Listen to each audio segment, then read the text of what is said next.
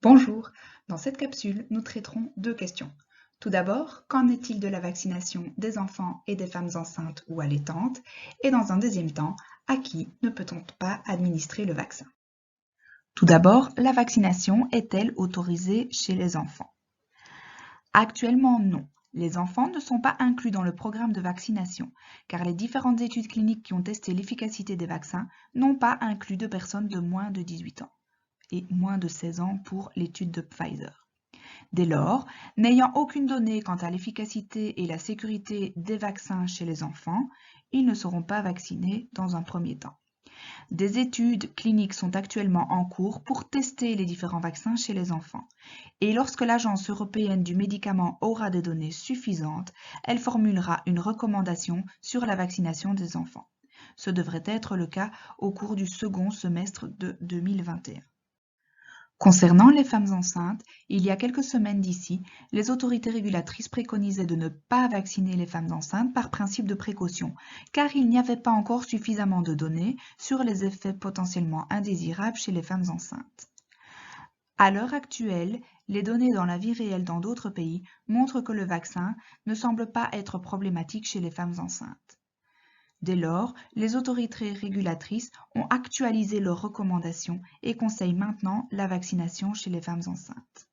Il faut savoir que celles-ci sont plus à risque de faire une forme sévère de la Covid si elles sont infectées en cours de grossesse et qu'elles ont aussi un plus grand risque de fausse couche en cas de contamination. Concernant les femmes allaitantes, les données actuelles ne font état d'aucune contre-indication à l'allaitement chez la femme vaccinée. Passons à la question suivante. À qui ne peut-on pas administrer le vaccin? La vaccination ne pourra pas se faire chez des personnes qui sont allergiques à un ou plusieurs composants présents dans le vaccin, comme par exemple une allergie au polyéthylène-glycol ou au polysorbate. Pour réagir rapidement en cas d'allergie, toute personne vaccinée doit rester 15 minutes en observation après sa vaccination. Ce timing passe à 30 minutes pour des personnes avec des antécédents d'allergie.